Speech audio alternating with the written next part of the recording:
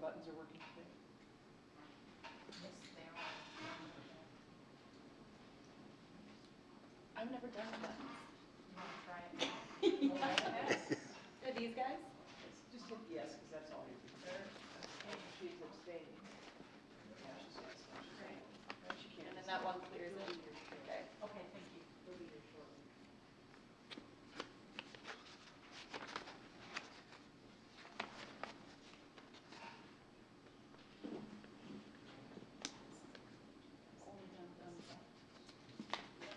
Well, it's been a couple since we did this.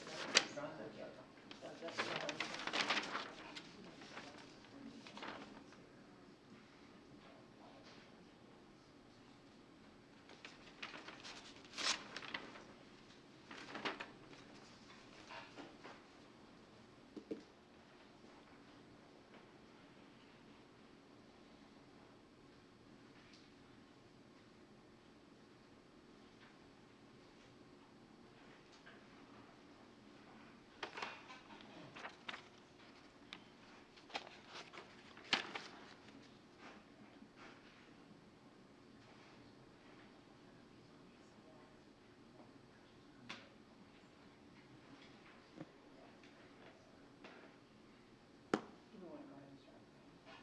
Or should we wait and see? We'll call the meeting to order. Our first order of business is not on the agenda. Oh. I don't want you to. Our first order of business is not on the agenda. The first thing we'd like to do is wish a fond farewell to Dee Hardy, who is retiring as our assistant here, and we are going to miss her greatly. And Commissioner Bates has something that he would like to present to you. Thank you. Appreciate that. This is for you.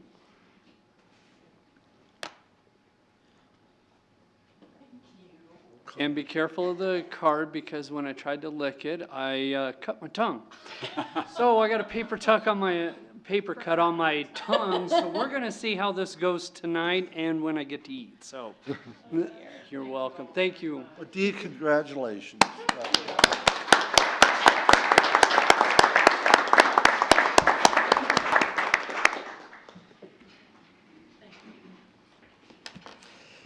Okay, now we'll go back to the agenda.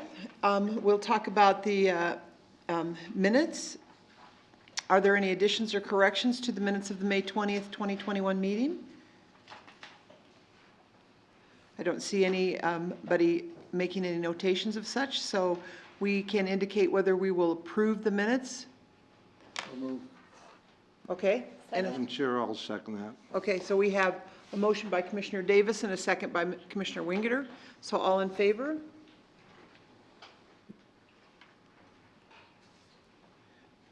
With all members voting aye, the motion passes.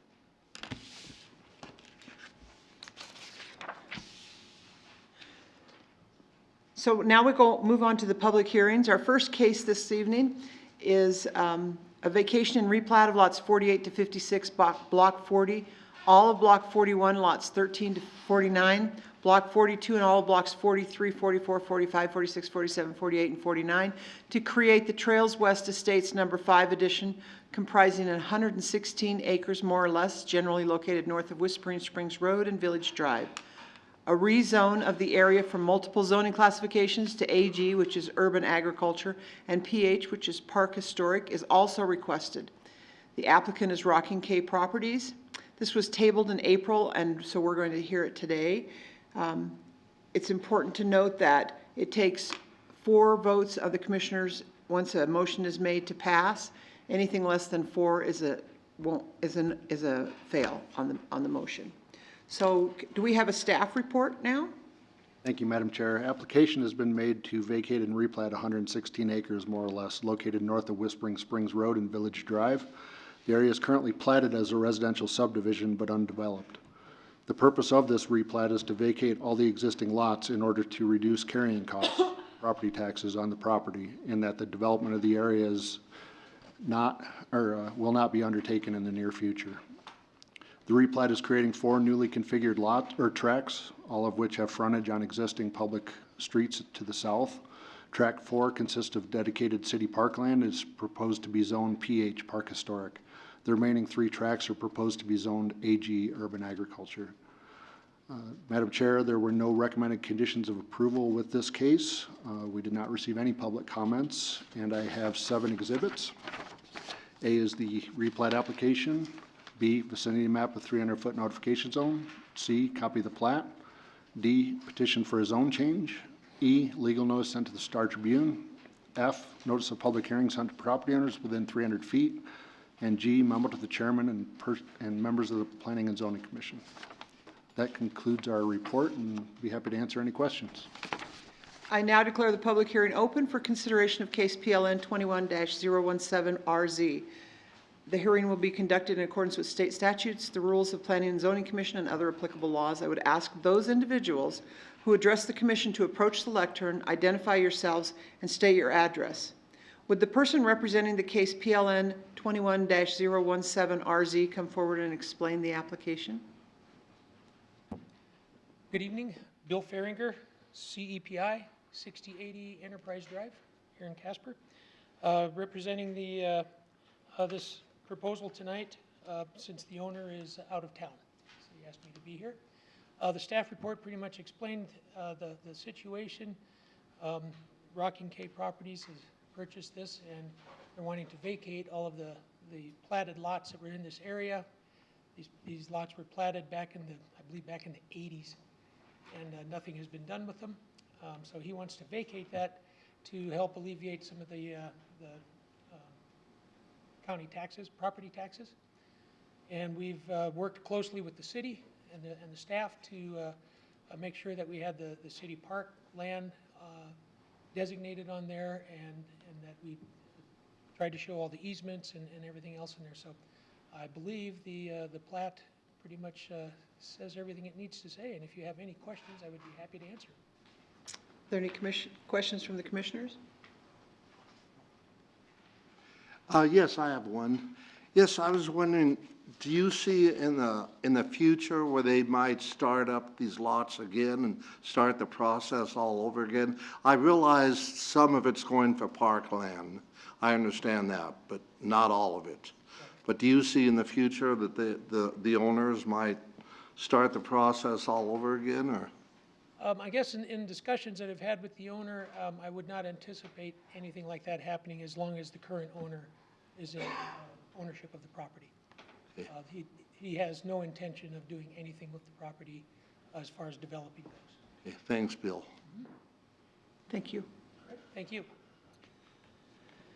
As required by state law, we have to invite people to comment in favor of or in opposition to all public hearings. Is there anyone in the audience wishing to speak in favor of case PLN 21-017RZ? Is there anyone in the audience wishing to speak in opposition to case PLN 21-017RZ? There being no others to speak for or against these cases, I declare the public hearing closed and advise that the replat and zone change will be voted on separately. So we have 2 motions. I will entertain a motion to approve and forward to council with the due pass recommendation, deny or table case PLN 21-017RZ regarding the replat. Madam Chair, I'll make a motion that we approve and PLN 21-017 RZ, excuse me, and forward it to the council. For, Do pass recommendation. okay, do we have a second for that motion? I'll second that motion. Okay, we have a motion by Commissioner Wingerter, a second by Commissioner Hall. All in favor? Oh, do we have a discussion? Do we have any discussion amongst the commissioners? I thought. Okay, we have no discussion? We can, I have a discussion okay. for Mr. Collins. Doesn't this set a precedence? I know I voted to do pass, but if somebody doesn't just want, if they feel that their property tax is a little too high, instead of protesting it with the county?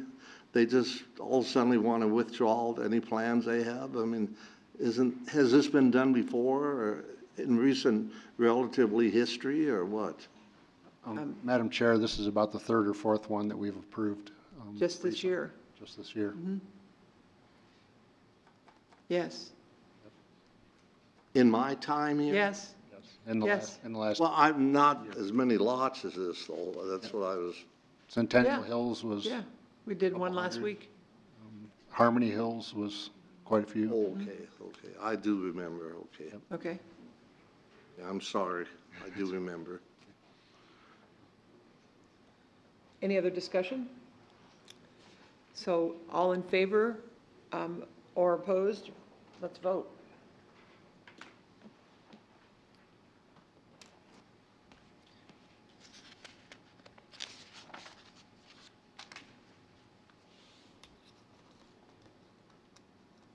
With all members voting aye, the motion passes. I will entertain a motion to approve and forward to council with a due pass recommendation, deny or table case PLN 21-017RZ regarding the zoning to urban agriculture and park historic. We have a motion by Commissioner Davis. Do we have a second? And a second by Commissioner Bates. Do we have any discussion? Okay, we can vote on it now.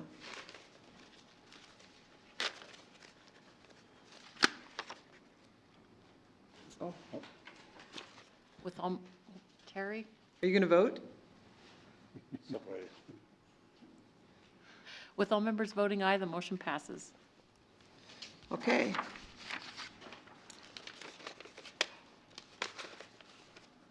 Our next public hearing is a vacation and replat of lots 18, 19, and 20, Block 1, Glendale Edition, to create Glendale Edition Number 2, comprising 14,955 square feet more or less, located at 1302 and 1308 South Lowell Street.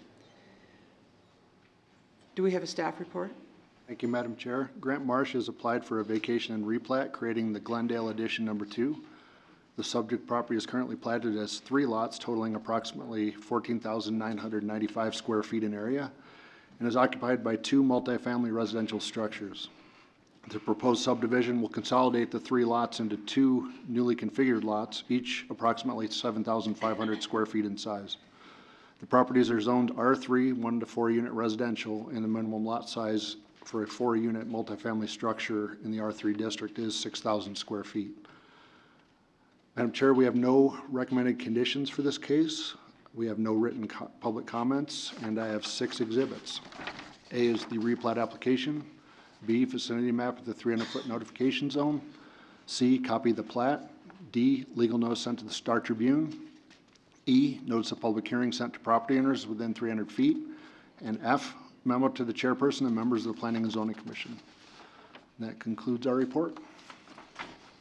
I now declare the public hearing open for consideration of case number SUB 19-2021. The hearing will be conducted in accordance with state statutes, the rules of the Planning and Zoning Commission, and other applicable laws. I would ask those individuals who address the commission to identify yourself and state your address. Would the person representing case number SUB 19-2021 explain the application? I'm sorry, excuse me.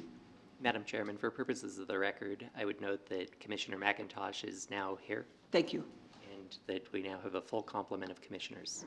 thank you.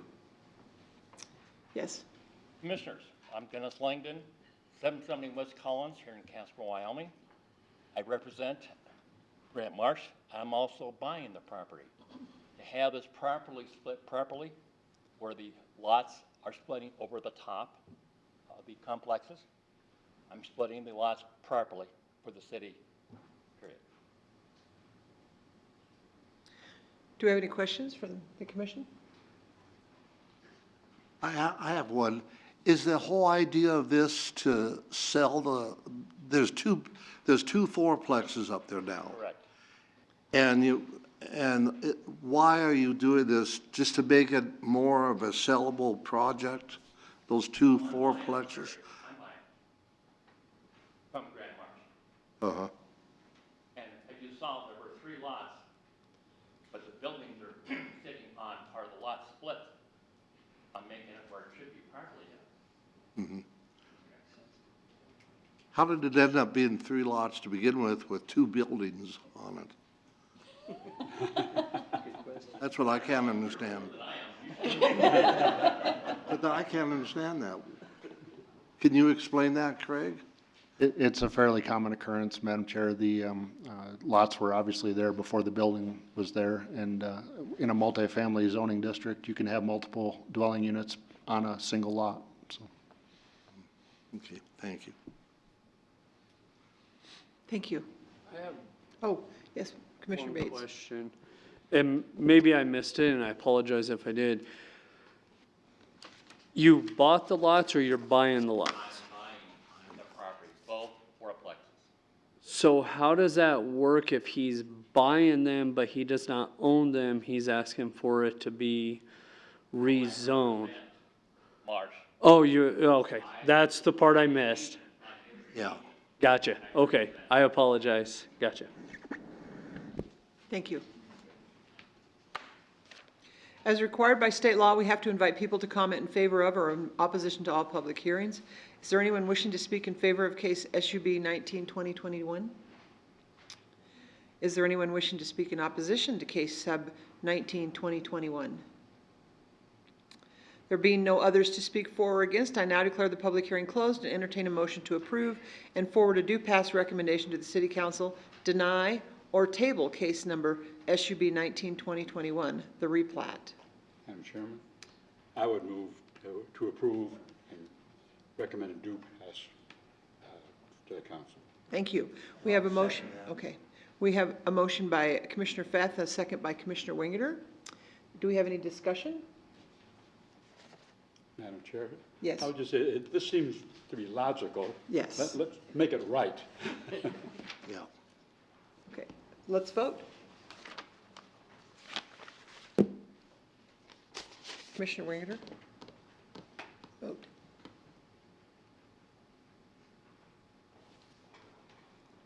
With all members voting aye, the motion passes.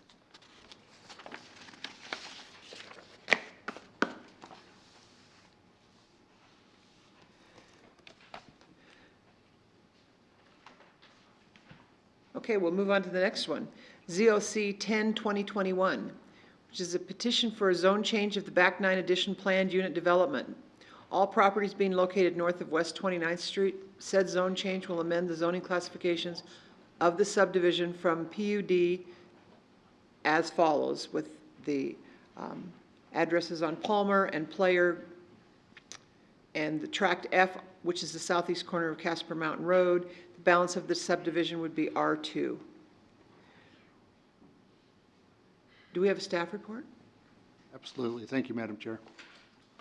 First, I just wanted to note that the online link to the packet has been updated with respect to this case to include the additional public comments that were received after the completion of the staff report last Friday, as well as a supplemental staff report. And the purpose of the supplemental staff report is to provide further information to the Commission based on questions and concerns that staff has been receiving.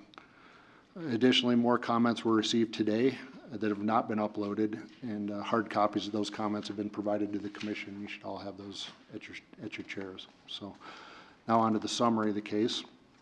The city has received a request to change the zoning classification of the Back 9 addition from planned unit development to R2, R3, and C2 general business. The area involved in this zone change is 44.5 acres, more or less, is partially developed and is regulated under a PUD plan that was approved in 2011. The original design of this PUD was for the construction of 78 twin homes, 4 detached single-family residential structures, and 2 commercial office buildings. The primary impetus behind this request is to allow the applicants to construct standard single-family homes rather than twin homes that were originally envisioned. The proposed R3 zoning is meant to accommodate the twin homes that have already been constructed. The C2 zoning is meant to accommodate the existing office building located adjacent to Casper Mountain Road, as well as allow for the construction of a second office building on the empty portion of the same lot, just north of the existing building. Both office buildings, existing and future, are allowed by right under the current PUD zoning. This case is a good illustration of one of the primary reasons that PUD zoning classification has fallen out of favor with the development community. In recent years, the commission has seen multiple zoning requests intended to unravel and dissolve PUDs. The city has customarily been supportive of the developer's wishes to move away from PUDs whenever the chance has presented itself, seeing the PUD classification is largely ineffective in achieving its stated purpose and as a somewhat antiquated zoning concept or tool. In recent years, the city has been incrementally amending its traditional zoning regulations to build in additional flexibility and to negate the need for the PUD zoning classification. It's ironic that the PUD zoning classification, although originally intended to provide maximum flexibility in both site design and allowable land uses, is now seen as an impediment to development as compared to standard zoning.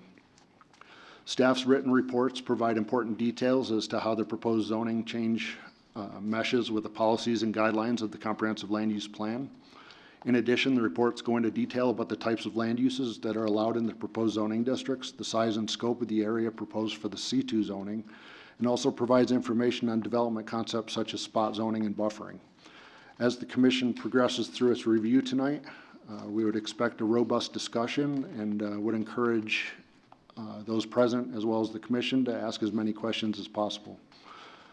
With that, I will enter 16 exhibits into the legal record. A is the petition for a zone change. B, vicinity map of the 300-foot notification zone. C, public notice sent to the Star Tribune. D, notice of public hearing sent to property owners within 300 feet. E, public comment from 2838 Hogan Drive. F, public comment from 114 East 27th Street. G, public comment from 2936 Player Drive. H, public comment from 2802 Hogan Drive. I, public comment from 2840 Nicholas Drive. J, public comment from 2960 Player Drive. K, public comment from 2925 Palmer Drive. L, public comment from 2814 Hogan Drive. M, public comment from 2816 Nicholas Drive. N, public comment from 2936 Player Drive. O, public comment from 2839 Hogan Drive. And finally, P, memo to the chairperson and members of the Planning and Zoning Commission. That concludes our report. Yes. Madam Chairman, I need to find out if the exhibits that you guys received tonight or the correspondence that you received tonight that was added are part of the exhibit list, and if not, get those added. They are? Thank you very much. Did you indicate also that we received the information regarding the 23 signed things that said they were okay with the change that are part of the packet? The 23, we can certainly add things. Well, those were the signed forms from the people who the developer. That was the, I considered that part of the application. Okay, thank you. Thank you. I now declare the public hearing open for consideration of case ZLC 10-2021. The hearing will be conducted in accordance with state statutes, the rules of the Planning and Zoning Commission, and other applicable laws. I would ask those individuals who address the commission to identify yourself and state your address. Would the person representing case number ZLC 10-2021 explain the application?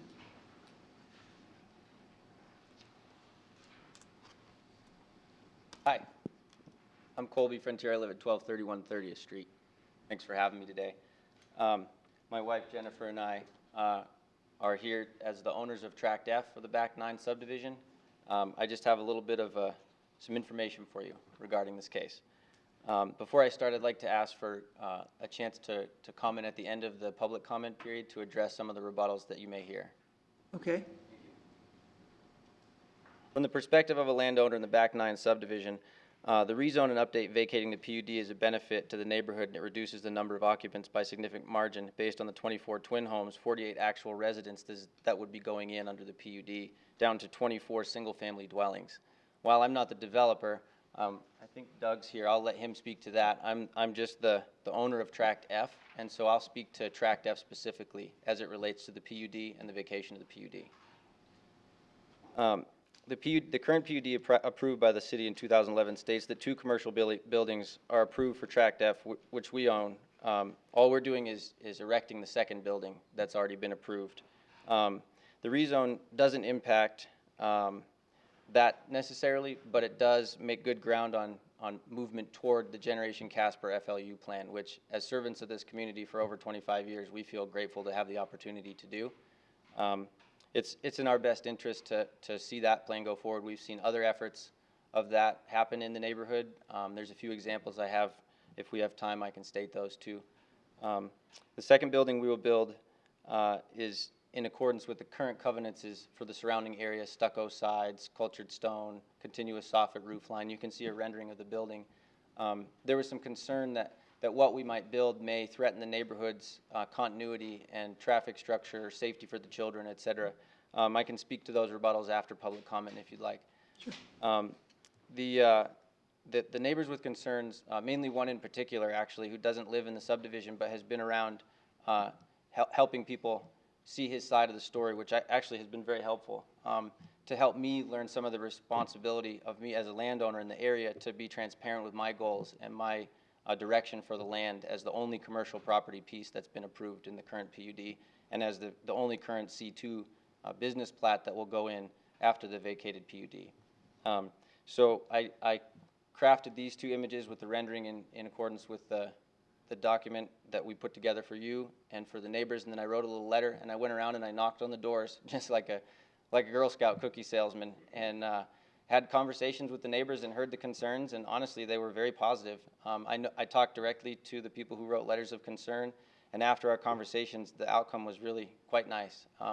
I think their concerns are fair and should be heard, while at the same time I know they don't directly live in the subdivision, most of the complaints, but I think they're fair, and I think it's easy to assuage those concerns with a truthful statement about what we're building. There's concerns of convenience stores and liquor stores and things like that. We don't have any intention of doing that. The rendering of the building houses our business, an insurance agent, and an acupuncturist, all that aim to serve the neighborhood. I wanted to look a little bit further into the FLU. The goals set forth in Tract F under the C2 zoning align with the Generation Casper FLU that was the year-long process where public comment and all that was generated. I don't need to tell you about your own document. I'm grateful for it, but I don't need to tell you about it. Chapter 4 of the FLU states the primary use of the neighborhood 3, which is what the PUD would turn into. It's neighborhood 3 classification. For attached single-family and multifamily dwellings include duplexes, townhomes, and other similar types of dwelling at higher densities, which actually doesn't apply to me. The last sentence does, small format office and community uses. You're going to hear concerns surrounding traffic and property value and speed limits and child safety, and I'm prepared to speak to those. What I would like to speak to on the higher end of things is that it's my understanding and belief that the committee and commissioners stay true to the goals of the Generation Casper Comprehensive Future Land Use Plan and let those documents be the decision-making beacon for the zoning request. I'm thankful that this document exists as it helps remove personal agendas from the equation. And while I have a personal agenda too, which is to rezone it to C2, the back 9 PUD, if it goes away, it aligns better with the FLU than any personal agenda. And I'm happy to make that ground above my own agenda. I think it matches the comprehensive use plan better than it would as a PUD. And that matters more to me as a community member than having C2, because frankly, the C2 doesn't change the nature of the parcel as the other two buildings are already approved. So I just feel like it's the right thing to do. I think it's a good choice, and I ask for your approval in that. Do we have any questions from the commissioners? I have a question. Yeah. So the lot that you're talking about, the only lot you're talking about zoning C2 is the one that presently has a commercial building on it? Yes, ma'am. You're not talking about any C2 anywhere else in that subdivision, just that lot? And the only other building you're talking about putting on is the one that you presently have a rendering on the screen, Yes, correct? Mr. Collins, will you pull up the PUD overhead map, please, of the plating for that area? Yeah, and if you can zoom in on Tract F, I don't know if you can or not, but. Not on PowerPoint, sorry. Oh, no, it's good. It's the upper left-hand corner. So in the upper left, you can see the current building that's built, and then just to the north, you see the other building that the city approved. That's the one we're building. And that's going to happen whether the PUD gets banished and we come in with the new zoning or not. The C2 is still the same in that area. Yes, ma'am. And, So- on that, right there in the notes on item 7, it says tract F to be reserved for commercial use. Right, okay, Thank you for asking. yes. Any other questions? Madam Chair, I did have one question. Is there a homeowners association up in that area? No, sir. There are covenants in place, and to my understanding, they're enforced, and Dan can speak to the covenants pretty well. I think they're pretty fair covenants, but I don't think there's There's no homeowners, HOA. Right. Just a point of clarification with staff is that you said that they will be part of Neighborhood 3 as far as the comprehensive land use plan goes, but they are currently part of Neighborhood 3. Correct. Yeah, sorry about that. Correct. You're absolutely correct. Any additional questions? So the only other option besides the rezoning would be the amendment of the PUD agreement, right? Which is a rather lengthy and drawn-out process, is that correct? Yeah, I don't know the process of if it would need an amendment or not, since the building's already approved under the PUD. But you only own the one lot, the Correct. commercial lot. Yes, ma'am. So you're okay if it stays a PUD or if it goes to the new zoning? Regardless, you can still put your building on there, is that correct? That's correct. While at the same time, I do have a small incentive for the rezone in that it would lower the population density of that area to single-family dwellings. And I think that's a benefit for the area and stays more congruent to the 9-iron estates. I think that would be a benefit to the neighborhood. So I do have some, persuasive interest, I guess, if I could be so transparent, that it would benefit, but it doesn't change the outcome for us, objectively speaking. Okay, Thank thank you. Thank you. As required by state law, we have to invite people to comment in favor of or in opposition to all public hearings. And keep in mind that when you come to speak, we don't want everybody coming up with the same objection. So we'd prefer to just have one person speak to something. Is there anyone wishing to speak in favor of case number ZOC 10-2021?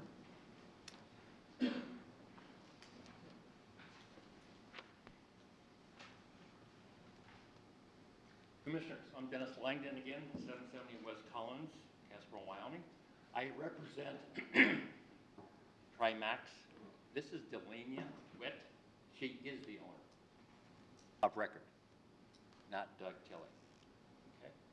That's my brother, and we've chosen to bring me as representative. Good evening. Hi. I started this process.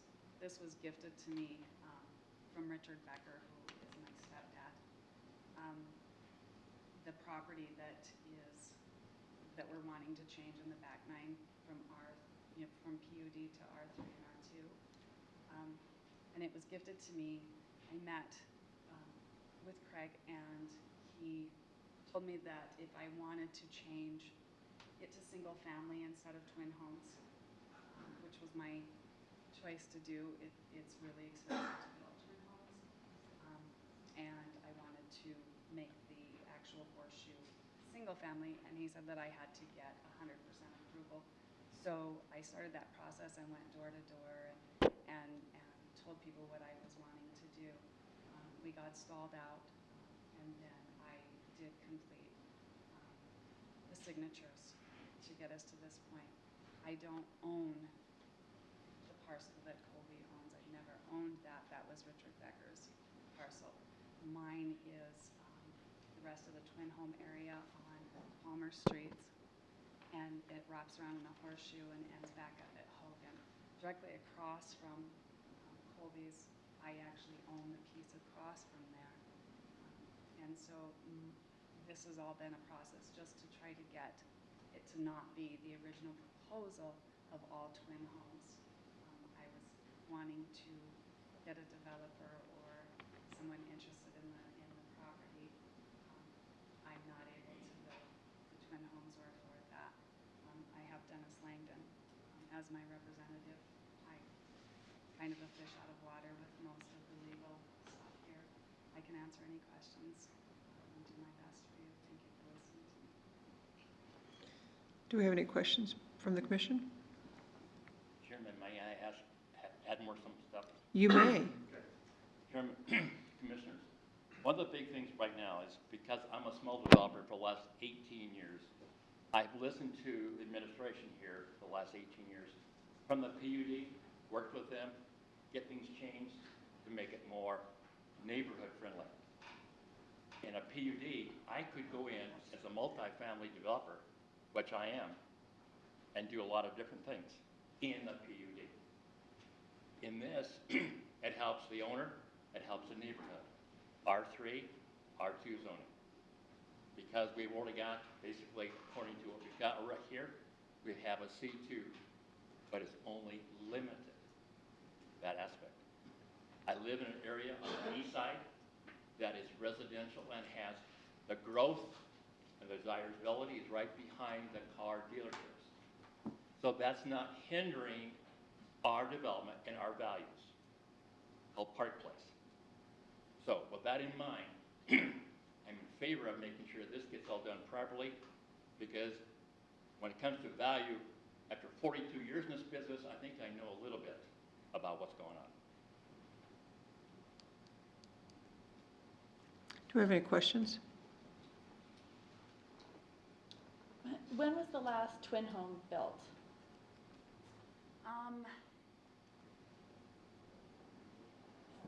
About 4 years ago, about the time that I was given the land.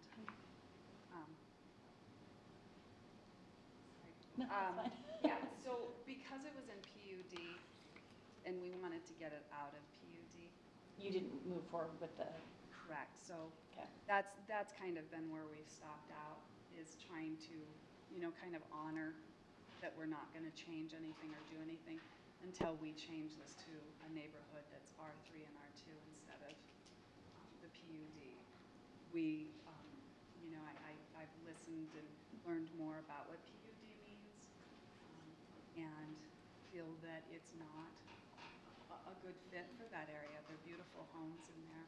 It's a beautiful neighborhood. And so, I threw myself really into this process of trying to get this done as a benefit, really a benefit for the neighborhood. So when you're doing the single-family homes, one person can come in and buy the lot and build their home, but when you do a twin home, you have to build them first, because you don't normally have two people come in and want to build a twin home, or two families? Well, How does that? Contractor, Chairman, contractor comes in, basically can do a twin home as a spec. Yes, it's more difficult to have two owners agree. That's why having a single family, you can have one that agrees on with his contractor. That is correct. So each lot that was going to have a twin home, now you're proposing it's going to have a single home? but the lots will be made bigger for the single family. So it's redesigned Okay. so that it's not little tiny houses crammed into that. And once again, how many houses are you, you're going from how many twin homes to how many single homes? Approximately about 24 presently, but the rest of it is undeveloped. We have 8 right now that are already ready to go, turnkey, for a contractor to come in and purchase and start. And the rest of it is a time for somebody to purchase it with the guidelines of what you have already basically, depends on the zoning, what we can do. So it could be, if it's R3 to that line, down the towards the end, and then R2 on the other portion. But keep it. So you're suggesting the R3 would be over where the twin homes presently are? That's correct. And the R2 would be in the area where you had originally planned the twin homes, but now you want to go with a single-family home? Correct. Set of 48. So we're not going to have an R2, R3 zoning together? So you won't be able to go in and say, okay, well, now I'm going to put a fourplex in here? Correct. So you're only zoning the R3 where it's already, It has to be okay, Correct. to incorporate what's already been built. okay. Thank you. So, Madam Chair, you're actually just switching it around. R3 to R2? No, I mean, no. those twin homes that you have up there now, are they somewhat, the picture I saw of those twin homes are almost alike what you have up there now, right? Right, correct. Uh, Yeah, there's In the- already so many built, Player Street and Palmer Street. So there's several twin homes already built, and the only way to get the PUD out would, you, as I understand it, is that you have to put those in R3 because there's already twin homes built. Right. And that's the only way to incorporate that. So that's why we want that section to be R3. Then when you wrap around the horseshoe shape, that would change to R2 for Okay. single-family dwellings. I understand. Thank you. Terry, we're working within the administration to make everybody happy to this point. I understand. Thank you. Madam Chair? Yes, I have a Commissioner question, Davis? sir. Did you construct the streets that's already in existence? Did you construct those or hire them done? Mr. Baker did that, correct? Do you know the specification he constructed it to? What the subbase is and what the layers of asphalt are? We have no clue. You have no clue. Thank you. I'm assuming he followed the guidelines the city has given him. Any other questions? Thank you. Is there anyone else wishing to speak in favor of case number ZOC 10-2021? Hello, my name is Randy Farley. I live at 2714 Hogan Drive, which is in the Nine Irons Estate, which is directly to the north of the Back Nine subdivision. I've lived there since January 3rd of 2011. To my understanding, I'd probably be one of the longest living residents within that subdivision to see the most change from where it originally existed. I was a year and a half short of the original development starting up there. Mr. Tilley did buy the house that I live in. He did a great job. The construction up there was very standard, SIPS panel construction, very durable, very rugged for the community. Mr. Becker did change within a little bit of the time frame of when he started that development, and after his wife passed on, he kind of backed away from the development, had a lot of changes, so a lot of the lots have since then been sold out to developers and or real estate agents around the city to represent selling those lots, and a lot of changes took place in that time. So the original covenant, or what was proposed to be an HOA in that subdivision, kind of fell by the wayside. We've seen a lot of changes in the type of construction following that guideline of what was dictated as a covenant. So if he was to go up in the development that exists now, which has nothing to do with the development that they're proposing, which I am highly in favor of, you would see a lot of substandard lines being followed. So the covenant isn't as true as what some may make it out to be. It's supposed to be 2-foot eaves, there's a lot that aren't. What's supposed to be upper family dwellings above ground, three houses that exist that way. So it hadn't really changed. I walk the neighborhood every morning at 4 a.m. with my dogs. Most people don't even know I'm up and I'm out. It's a very quiet neighborhood, very loving neighborhood. The development area that's been undeveloped, I've been wanting to see that follow through for years since I moved up there. And I think the changes they're asking for with the R3 would be that stepping stone towards seeing that development take place. Seeing our full neighborhood grow into a full capacity. We've got 3 houses under construction in there. 2 of them just took place within the last 3 weeks of moving in. One's still under construction. I think that if you was to allow the C2 and to allow the R3 change zoning in that area, we would see our final development of that area with full growth. I don't see either the C2 or the R3 increasing traffic flow to a level that would prohibit our kids from. Excuse me. I've known Colby and his wife for numerous years. I am a patient of their clinic. My daughter's a patient of their clinic. I know several friends that use their clinic. They run an outstanding company in treating a lot of people in this community looking at the development they're putting in with a real estate agent, or not a real estate, but a insurance agent coming in. The way I use an insurance agent is on the phone. Most everything takes place with what we've seen in the last year with the COVID restrictions and the changes that took place. Everything's done not driving into the parking lot, taking up a lot of space and rushing in and rushing out. Most people get online. They talk to their agent, they bid, they quote, everything's said and done. So I don't see that being an impact.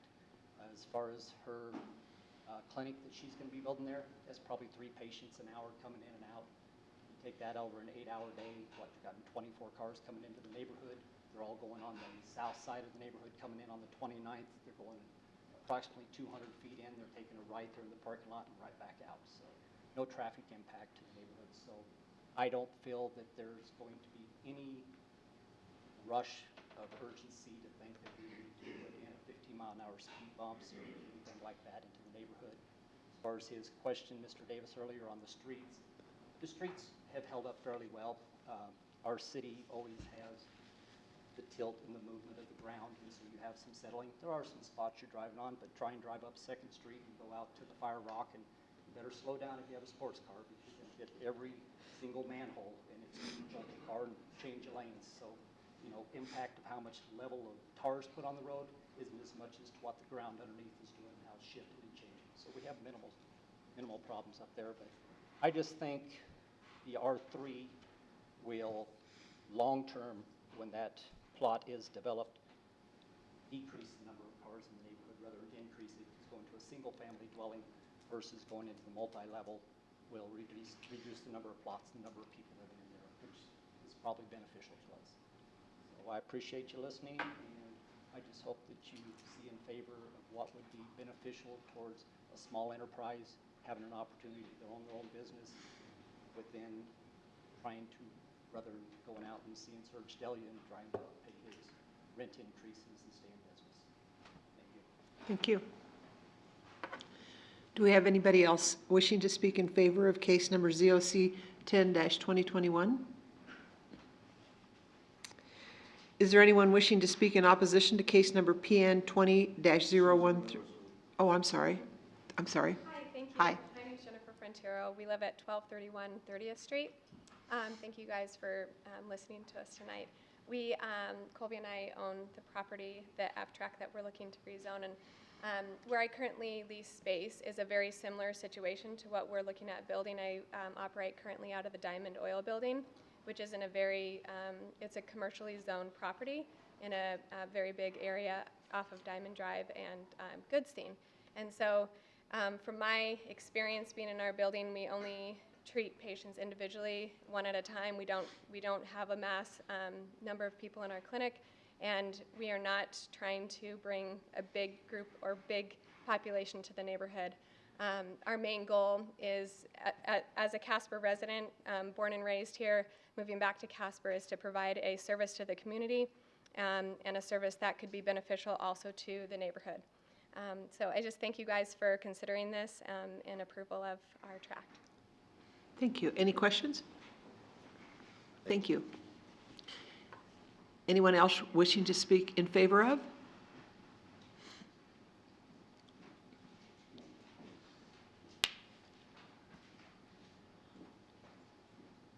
Hello, my name is Sona Rummel, 2839 Hogan Drive.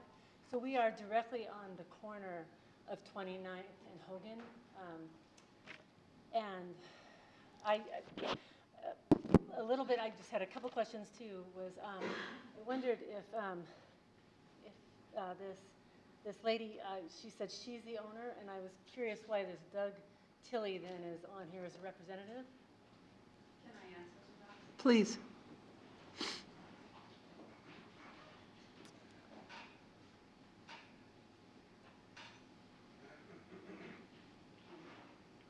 Doug Tilley is my brother, as well as Kurt Tilley. They're part of Trimax. I am the listed owner in the record. Doug Tilley is the builder that has built many homes up there. He wasn't able to make it tonight, but I'm the actual representative. Okay, thank you. Also, on that corner then, I think that the amount of traffic from the physical therapy office will be minimal, as was suggested, and the insurance office.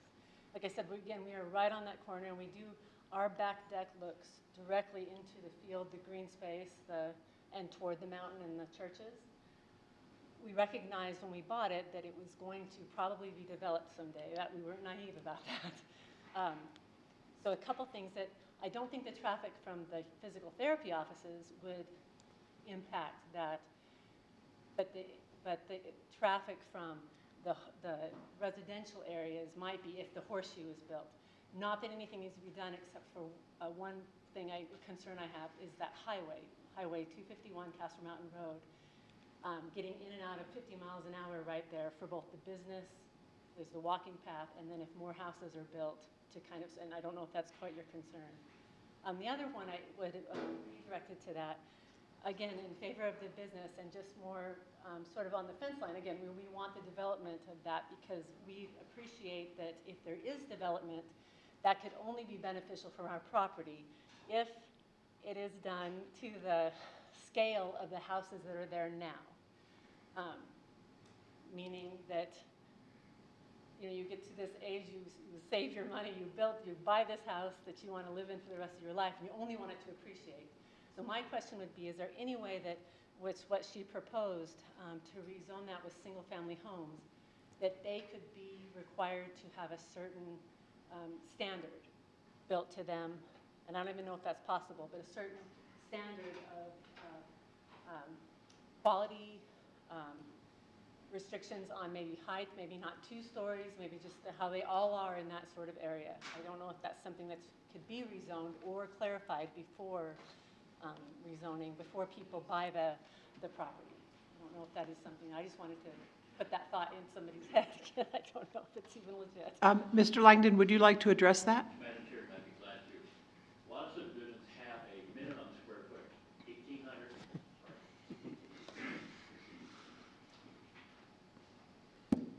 In the past, we've had a lot of developments, whether it's Rocky Eaves or myself, minimum square footage. And with that in mind, right now, there is none at this point. But most of the homes are built, it could be around 1,800, 2,000 minimum square footage. We could put that into the covenants as basically as a protective motion. That answer your question? And it's again with storage and everything. If it's a 2 or 3 story home, that would kind of wreck our. Well, we would basically look at, because I'll be part of the architectural committee to oversee that. Okay, so that's not something that needs to be, does it need to be in writing before this all goes through? Should it be, as you said, in the covenant? Well, that can be. What's it? Because by the time we get these rolling, it can be part of it. I'm sorry, Wallace? Madam Chairman, I think we are getting a little bit off topic here. We're here for zoning. Right. How the houses are built, and conditional zoning in Wyoming is illegal. So every district has to be the same. The regulations can vary from one district to the other, like R1 or R2, but they have to be uniform for each class or kind of building within a district. So the regulations that exist for R1, 2, 3, 4, or any of the other zoning districts apply uniformly across the board. Adding conditions to the zoning application to address that would not be permitted. Thank you. So that would have to be done by covenants? Covenant, correct. Yes. That is correct. It can't be By the zoning. But by covenant, that's correct. But the zoning itself is going to go from R3 in that, R3 in the area where they've got twin homes Right. to R2, which is going to be single-family homes and bigger lots. Correct. So you're usually not going to put a small house on a big lot because you can't afford the big lot and a small house. Well, maybe that's all you can afford after you pay for the lot. Yeah, there won't be any mobile homes on it. Okay, good choice. But to clarify, there's no restrictions as of now, is that correct? That's correct. So they can build anything they want? Within reason. Correct. And that's okay. Excuse me. Thank you. Is there anyone else wishing to speak in favor of case number ZOC 10-2021. Is there anyone wishing to speak in opposition to case number PN 20-013Z? Why is it a different case number on this one? Okay, so instead, we're going to speak in opposition to case number ZOC 10-2021. Okay. Chairman, Commissioners, my name is Scott Scavdaw. I live at 2808 Player Drive in the 9 Iron subdivision, not in the back 9, but in the 9 Iron subdivision directly to the north of the proposed changes. A couple of things. First, from a factual basis, the 9 Iron subdivision is developed pursuant to covenants. Those covenants require various restrictions on building height. Ranch-style houses are required. There are 3 houses in the area that have a second level over their garage. That was an issue, but nonetheless, there are 3 that have that. The purpose of that is to maintain a level of sight and a view of Casper Mountain, as well as the Bighorn Mountains. And that is the first concern, factually, that I would be concerned about with any zoning change that would allow C2 development in Tract F. I don't have any doubts as to the current petitioner's request and good faith. But the reality is, as your council has told you, you can't have conditional zoning. You can't say you can go C2, but you can only do X, Y, and Z there. So once you write that check, it is blank. And that is the concern that I have in terms of my property values and that development being changed.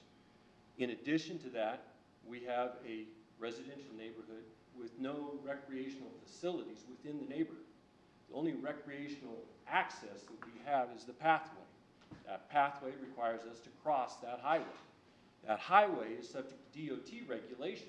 You do not have, as I understand under the law and the statutes, the ability to impose upon the city or any other developer, put in a stoplight, put in a crosswalk. We would have to get the Department of Transportation for the state of Wyoming to approve any such device or limitations on speed limit as well. So that is another concern, giving, not only changing the zoning to C2, but also removing some of the recreational and open space that is required under the current PUD. The other component that I see is, and there's Mr. Davis, you talked about it, the current soil in that area is very, very clay.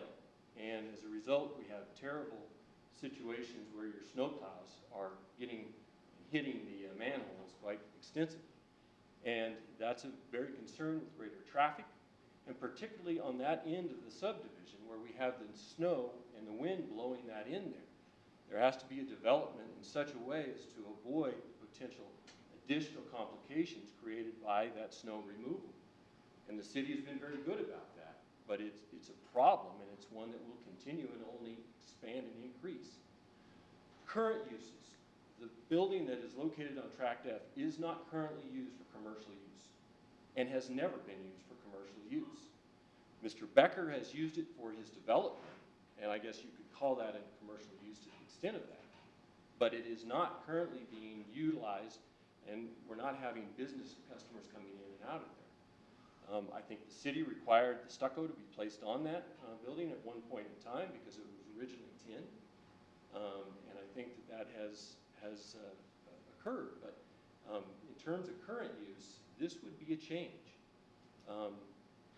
Turning to the legal side of this, as I understand the law, and I don't want to pretend that I know everything about zoning, but under Ford versus Board of County Commissioners, 924 P. 2nd 91, use plans and development plans are only allowed to give you guidance as to what you're going to do and restrict developments that are inconsistent with that use and development. It does not amend, nor does it change the zoning law. The zoning law remains in place until amended. So if I submit to you a PUD with a plan of a commercial building on the back 40, and you approve it, that does not approve a zoning change to the extent that that land within the PUD or within that plan is not zoned for commercial use. And to the extent that you would do that, it would be contrary to, I believe, Wyoming statute and case law regarding the ability to only modify use by way of zoning. And the problem is, from a standpoint of just practicality, is that if you allow a PUD to serve as a zoning change for whatever, because you can apply a PUD to R1, R2, R3, C1, C2, it can exist. But the problem is to the extent you would allow the proposed planning and use development plan to serve as an amendment, there would be a lack of notice and opportunity for those people within that area to protest any zoning change. So that's, and in addition, I believe there's some complications because zoning changes are required to go before the city council, and I'm not certain as to the level as to the PUD, but that's something that I cannot say for certain. So I have, and the big problem, and I don't, like I said, I don't doubt the sincerity of the applicants, but the reality is once you make this change, it's a blank check, and it's a blank check that could impact and would impact potentially the values of the properties there, the lives and the current recreational and the quietness of the neighborhood. And for those reasons, I would object to the proposed request to change. Do we have questions? I have one. Yes, I was wondering, the area is going to be developed sooner or later. I mean, that's just, you know, as Casper grows, that area is going to be developed. Would the homeowners up there be, if they change the whole development and turn the homes around and the proposed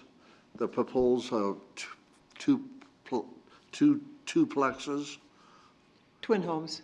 if they change it around, would the homeowners up there, the ones that are against the project, be happy? Mr. Wingeter, I can't speak for anyone else. I can only speak for my own interests. And certainly, it would appear to the extent that those were single-family homes that were built in consistency with the existing homes and quality in the neighborhood, I certainly believe that that would not diminish or create the problems in the view corridor restraints that could exist. But there's also, in addition, the recreational and open spaces that exist there that would be lost in terms of amendments. Are those spaces going to be lost with the twin homes? If they were to go ahead and develop the twin homes, wouldn't those spaces still be lost? It is my understanding that the development would no longer require the open space obligations that currently exist under the planned unit development. I can be corrected on that. Mr. Langdon or whomever can correct me on that, but that's my understanding. So the open space is the center of that area right there, is that correct? There is an indication as to an easement and an area of, Which is like a big gully if you go over there. it's an old creek. Probably unlikely going to build a house in that gully. That is correct. You know, what's likely or unlikely, I don't know. But the reality is that we would lose what is currently legally obligated to exist for the benefit of the community. So you would prefer to have the 78 twin homes versus the 24 single-family units? Well, first let me say that they seem to be selling quite well. But the reality is that if we lose that PUD, we lose the some of the recreational benefits that are indicated. And I think that's important. And the quality and the people moving into those twin home developments are very good people. A lot of them retired individuals and good neighbors. But bottom line is under the current proposal, I fear the loss of recreational and open spaces that's required.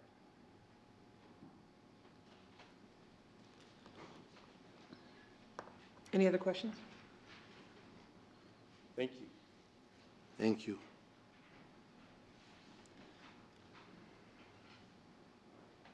My name is Susan Mangus. I am at 2952 Player Drive. I live in one of the twin homes. I think what I'm hearing from the last speaker is that the current way it is now is that there's open space and the building that the commercial building that is there now was intended only for the use of the builder for his equipment at the time when he was building out the neighborhood. It was not intended to be there for any length of time. It was always intended to be taken down. Somehow, somewhere in it, it was then sold somewhat out of character for what the intended use was to be. If that's a change if Richard's wife passed away and his life changed, where he was going to live changed, what he was going to be doing. He is an owner in our neighborhood. If his life has changed, then, and that building now was sold, it seems uncharacteristic of what he intended that use to be and what he intended the neighborhood to have in it by selling that building as a commercial building. Well, the zoning on it is C2, so No, it's not C2 right now. on that, PUD right now. oh, it's the PUD, But- okay. but- But it allows for 2 commercial buildings there. Yeah, isn't that correct? That the PUD that's currently there, those are commercial regardless, Correct. correct? Right. So, but what I hear him saying is that you've changed this now, and it's kind of like when you pass a bill and you don't know what's in the bill because nobody's read the bill. Once you change it and once you give this allowance, and I'm just gathering information. I haven't decided whether I'm for it or against it. I see both sides. But I do agree that once you let something go, then it has potential down the road to allow for something that would not be for the benefit of the neighborhood as far as height, as far as multifamily, that has higher floors that would, block views or have multiple family uses in that neighborhood that it's not designed for right now. So that, and I would like does anybody know whether or not that building, can they really say whether or not that building was intended to be taken down after the neighborhood was built out?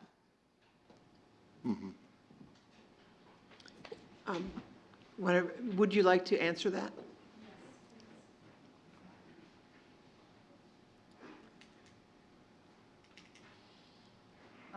That building has been used as a business. It was used as a business. My father's secretary was there for years for him. It did house his equipment, but it was also used as a business. He sold all of the twin homes through that building.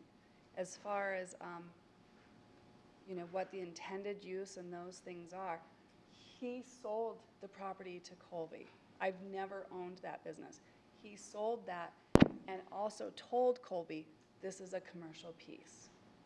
So Richard intended that to be a business.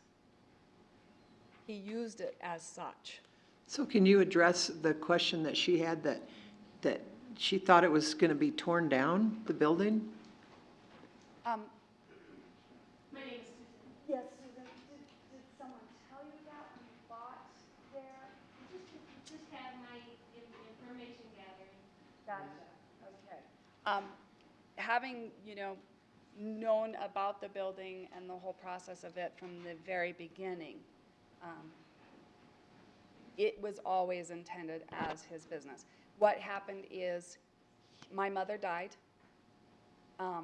It was a brutal death. It was nothing, it drug out. His original plan for that area and why it was PUD, and I don't know if that's in your paperwork, he was going to build a high-rise in there. That got scrapped when my mother was diagnosed with terminal cancer. He then put a proposal in for twin homes, and that's how that got started. So the building that he used there, he was planning to continue. He was planning to do the twin homes.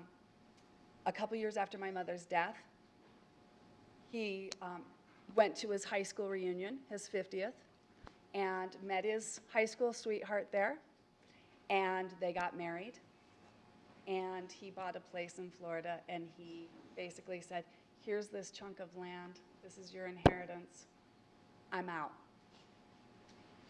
So there you are. And so this is where we are, yes. Okay, thank you.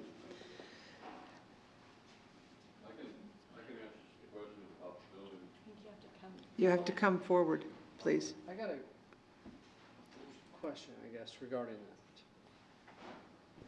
So, and maybe I'm being insensitive or something, but what the intent of the building, whether it was supposed to be tore down, whether it was supposed to stay commercial or not, does that Impact the, decision that we are talking about or I what we're don't looking think at? it makes a difference on the. So I guess my thing is. The building is there. Exactly, so I'm thinking we need to move on from whether the intent of the building is Exactly. supposed to be this and that. I can just answer this lady's question then, because I built it. That's fine. I live at 3006 Pheasant. That building was all built with SIPS panel construction. We've got heated concrete floor in the office space and the main shop space. So, I mean, that building was never designed to be Torn down. quick direction and tore back down. So, the Thank you. building's there to stay and be real useful. Thank you. Thank you.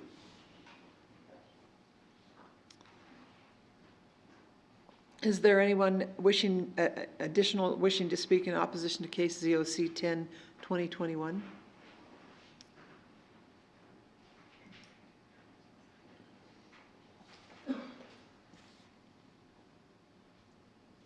My name's Jim Christensen. I live at 216 East 27th Street.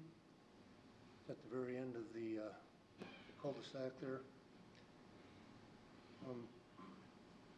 Except for having the sign up by the mailbox, I had no idea any of this was going on. Nobody's came to my door and talked to me about any of this. So this has kind of been an information gathering as well. I realize that commercial lot is commercial. My problem with that is, or my concern is that when they decide to sell it and move on, what moves in there then? Another bar and restaurant, an oil field shop. So that's something that I would like them to consider. My biggest problem with this, I mean, I like the idea where they're going to put up more single unit homes. But 2906-2957 and 2904-2968 says 1 to 4 unit residential. Everything up there, people that live there own those buildings. I don't know of anybody that rents out their home. And I am opposed to any kind of a rental situation up there, a fourplex where the people that live there don't have any skin in the game. I own rentals myself, and it's no problem for somebody to walk away from. May I interrupt for a second? When they talked earlier, the R3, which is 1 to 4 unit, was only going to cover the areas where the twin homes already are. So it wasn't going to be any new construction, only where they already are. I suppose they'd have to tear down a twin home to build a fourplex, but who knows what could happen. But only that area where those twin homes is the only area they wanted to make R3. With the places where the twin homes are not built but are scheduled to be built, change that to R2, which is single-family homes. Okay, well, that gives me a little bit better feeling, because I don't want to have something stacked up on top of something else there. Understandable. And as far as the, like I say, the commercial properties, that's already in play. I like what I saw on the picture there.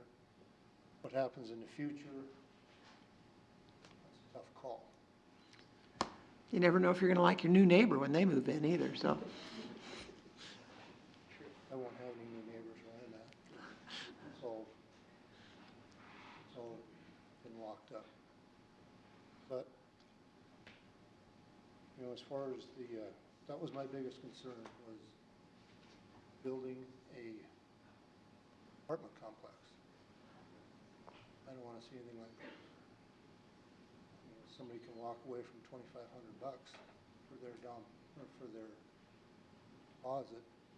They don't have any skin in the game. Thank you. Any questions? Is there anyone else wishing to speak in opposition to case ZOC 10? Oh, yes, Wallace, I'm sorry. Madam Chairman and Commissioners, this is, I don't think there was any kind of ill intent, but I do want to caution the commissioners that talking about people with skin in the game or potentially referring to income or renters versus owners could have implications regarding the Fair Housing Act. And considering people's income and ability to have property or not is not something you can base your zoning decision on. No, agreed. Thank you. Thank you. So my name's Dan Davis. I live at 2802 Hogan Drive. I, like Mr. Farley, moved in the fall of 2011, so I've been there for a while. My house location is 4 houses down from 29th Street. I guess my concern would be, as you can see, my family, my children, it's a residential area. We moved into a residential area. I bought that house from Walter Becker, actually through Maxie Becker. The sales pitch at that time was up there in the ditch that you guys are concerning. That was going to be a park at some time. And after speaking with the residents of the twin homes up there, they had also told us that the people in the twin homes were sold at the fact there was going to be a park in that area put in by the Beckers, kind of like the one up in Stone Ridge, which we moved out of, which has never been developed. Also, that was promised us to be a park at that time. My concern, having 3 small children in that neighborhood, obviously I moved into a residential neighborhood. I'd be 4 houses down. My children ride their bikes in that neighborhood. There's lots of kids in that neighborhood. 29th Street's the big street in on that side. Coming north on Castor Mountain Road, right now there's no turn lane to make a right into that. You're slowing down from 50 to make a right into that neighborhood. People creep up on you. You're going to increase traffic on 29th. I know Mr. Frontiero has really nice plans, and I agree. He's presented them to me. He's a very nice gentleman. I like his building. It looks very nice, and he can do that without currently rezoning that to C2. My concern is once you rezone that to C2, there's no going back.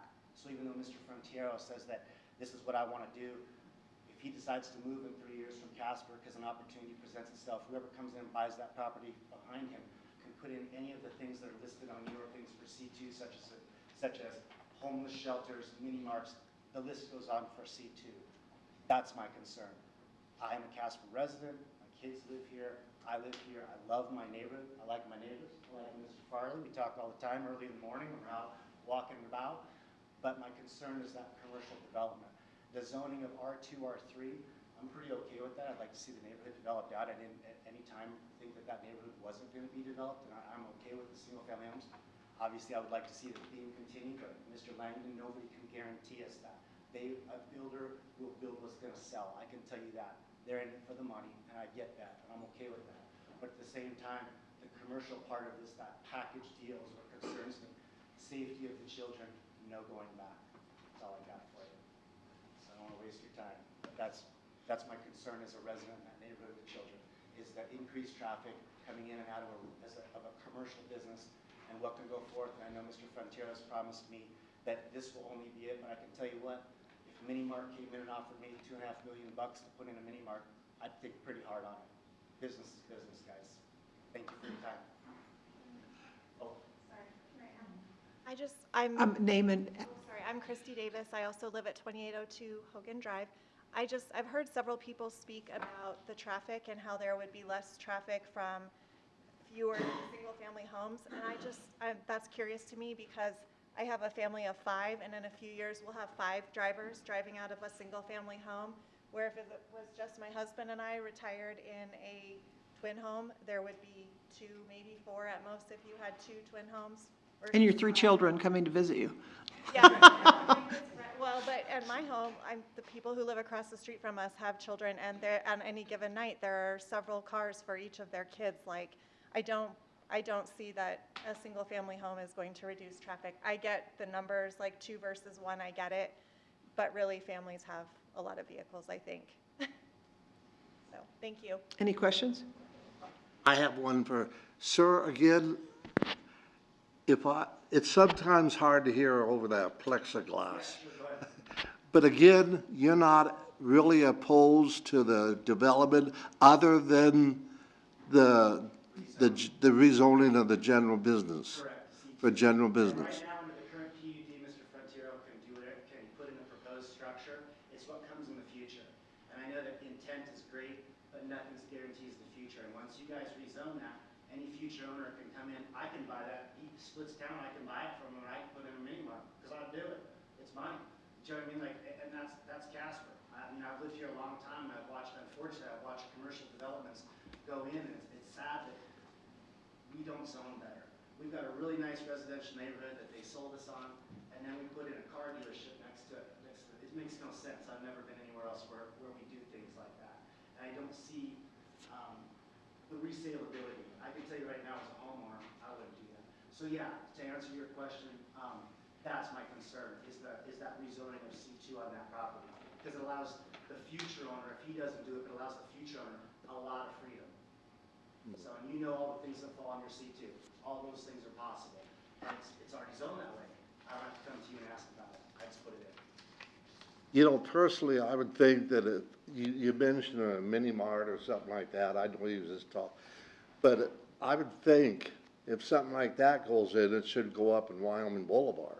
Oh, absolutely. Because there's not enough homes in that area to support a mini mart. Or, I know he was just using that as an example. Right, but I can put in a homeless shelter up there. If I get some federal government, money to put that in, little grant money, I can do it. Homeless shelters fall under that C2 property designation. There's a lot of things that fall under there, and I'm just using those things as examples, because those are all possibilities. Once you open up the door's wide open. And you're right, it may not be a mini mart, it may not be a great location for that. Well, what other thing can go in there? Because anything that falls under your C2 guidelines that are listed on, the commission rules, it's an open door. They're all possibilities. And that's what scares me is the future. If you can guarantee me that nobody's going to put that in, that's great. But right now it's not. And right now you do not need to change that in order to let Mr. Frontiero put in his current proposed structure. Once that's changed, there's no going back. That's my concern. Thank you. You know, it's kind of funny, my years of being active in this county, I've heard, I bet I've heard 500 mini marts going in. I mean, over the years, people protested about particular, general business. But I understand. Thank you, Terry. Thank you. I used to work for Mini Mart, so. I love that we still call it mini mart. It's not Mini Mart. It's been Loaf and Jug forever, but it is what it is. Sorry. Mr. Langdon, please. In the current zoning, PUD, Walmart, mini marts can go in there right now. I understand. So the C2 is only a section. Only a section. Because that PUD is wide open to anything, including homeless areas. It can't be. Thank you. Do we have anyone else wishing to speak in opposition to case ZOC 10-2021?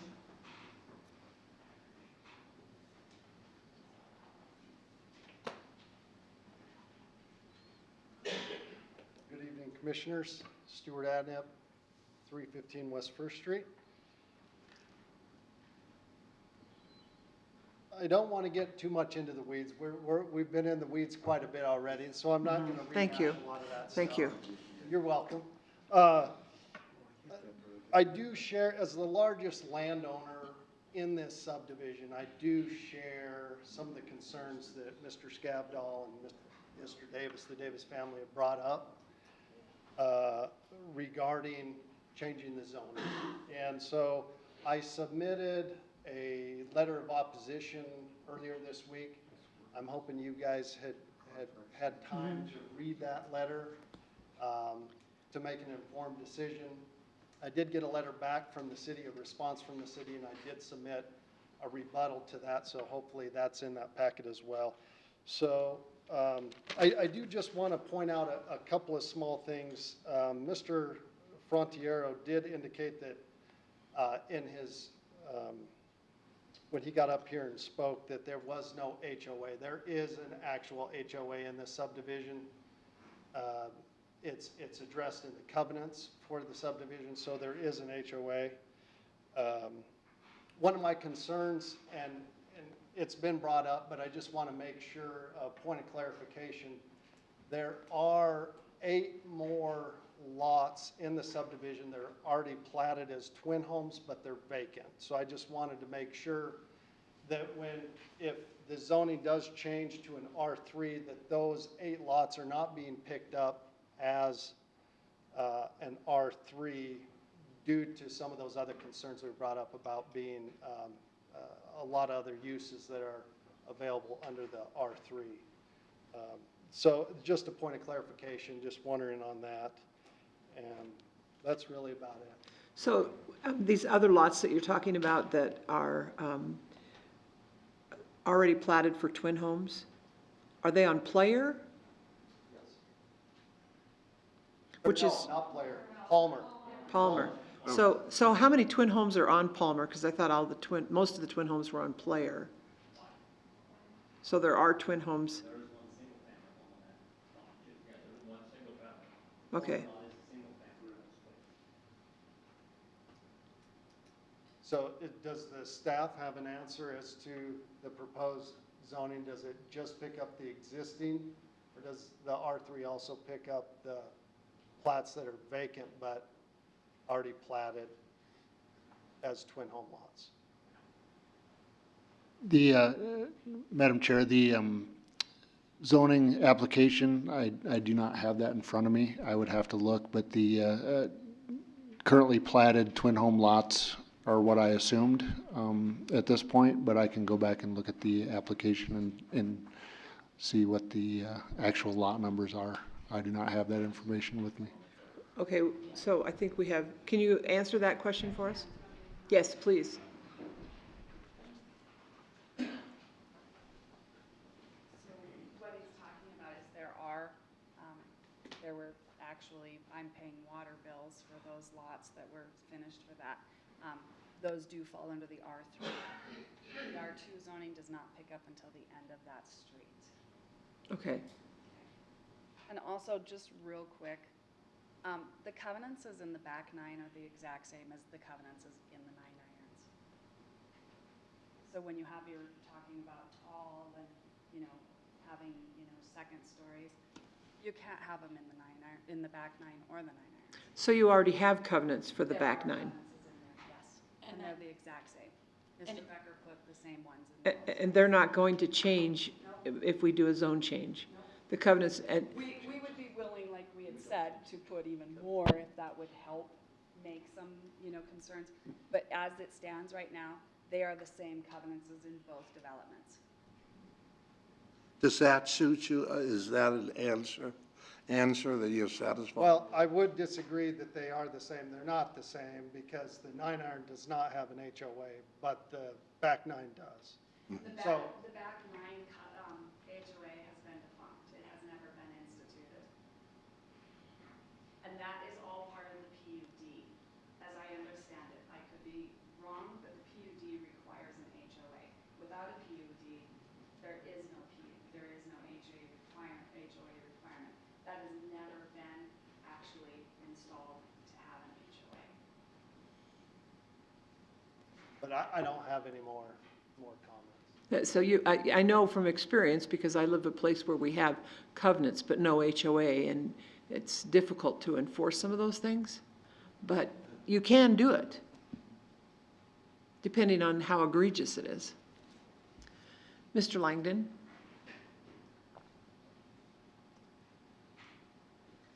Madam Commissioner, HOAs are only as strong as the HOA, only. In the Park Place where I live, the HOA has gone up, gone down, it's now solid. We have 5 members on the HOA. We dictate what the covenant says. We have a good, strong attorney to make sure that if you don't, there'll be a lien against your property. okay? So a good, strong HOA dictates strongly how the covenants should be broadcasted. But there's no HOA presently in the back nine? Not enforced. Not enforced.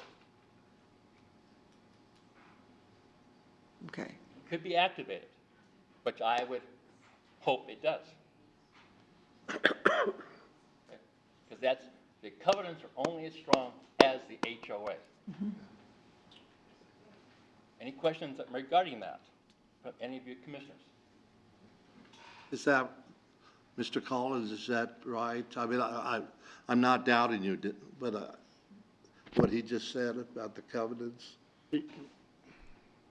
Madam Chair, since the city is not a party to any covenants in the city of Casper that I'm aware of, that we're definitely not experts at how covenants work or HOAs.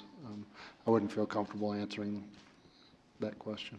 I put together 5 covenants for subdivisions, and they have HOAs. Okay. Thank you. Thank you.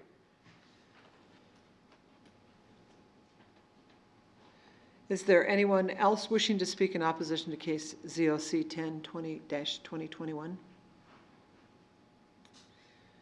There being no others to speak for or against this case, I now declare the public hearing closed and will entertain a motion to approve. I'm sorry to interrupt again, Madam Chairman, but I believe our first speaker requested rebuttal. Oh, that's right, rebuttal. Yes, let's have rebuttal. Rebuttal is required under our code when requested.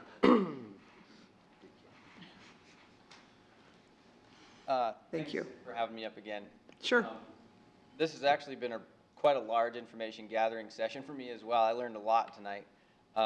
And honestly, a lot of the concerns, specifically the children, I have a 4-year-old and an 8-year-old. They spend a fair amount of time in our business riding bikes in the current place, and they spend time there working out, doing fun things, and to have kids in a safe neighborhood is of high priority. And so to hear Dan's concerns for that is actually really reassuring. I'm for that. So it's in our best interest as business owners in the neighborhood with kids to keep the neighborhood safe, and also that when they drive, that they learn to drive correctly so that my kids are safe, because they'll drive a lot later. But the growth of the neighborhood is definitely a factor, I think, for traffic and for that concern. It is, however, I feel inevitable based on either sort of the development and the case that Ms. Davis made about the kids learning to drive and growing, and that those houses have more cars. I think that's fair, you know. It's definitely inevitable. I think everybody's kids grow up and hopefully drive, and we can't guarantee whether the people who buy the twin homes will be of retirement age without kids who come to visit, like you'd mentioned, or if they're of child rearing age where the kids learn to drive and populate the neighborhood either way.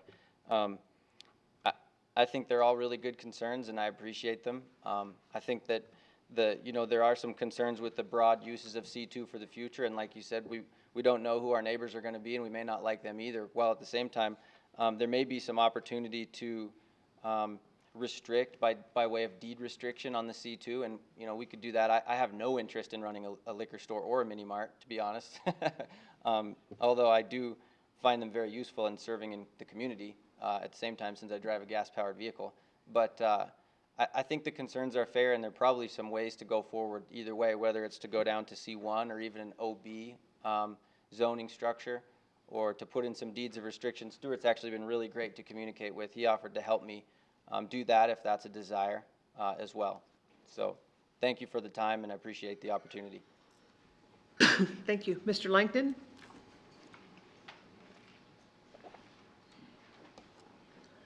Thank you again. In the middle of the development, where the low area is, that'll be common area, because it can't be developed. Okay? Like an open area. So you're going to put a park in there? Well, the city. It'll just be green space, yeah. Can do that. That's a common area. Okay? And I know the city doesn't have the funds to do that. I know that. Are there any comments? I mean, regarding this, I want to make sure it's real clear, about that. Okay? Okay. Mr. Latham? Sir. What I heard tonight from both sides, majority comments, was so many people are so interested in the general business on that southeast corner. Again, it might have been said, and I couldn't quite hear it through that glass.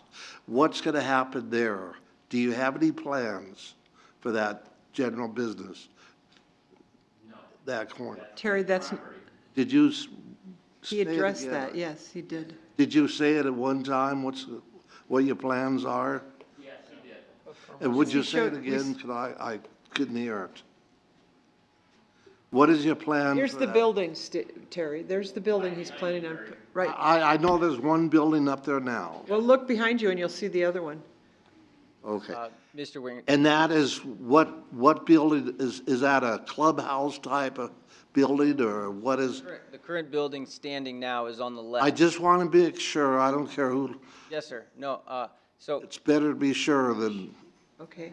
no, okay. so the left building is already there, and then the right building, you can see the rendering of there. Do you see that? Yeah, Okay. that's Yep, so right here. The two buildings built, yep. The left one will be used in its current state, right, as an office space and a shop space. And then the new building will be the PT, insurance acupuncture. Okay, thank you. Yes, sir. So if we keep the PUD as in place, then and you build your building regardless, if you could still sell it in the future to Mini Mart, Right. as is. Yeah, because under the PUD, the permitted uses for R1 all the way up to C2 are available for use. So, right, yeah, true. Just to clarify that. Yes, Okay. correct. For my clarification, you're just also talking about track F, right? Yep. Correct. So just that small little section. Yes, sir.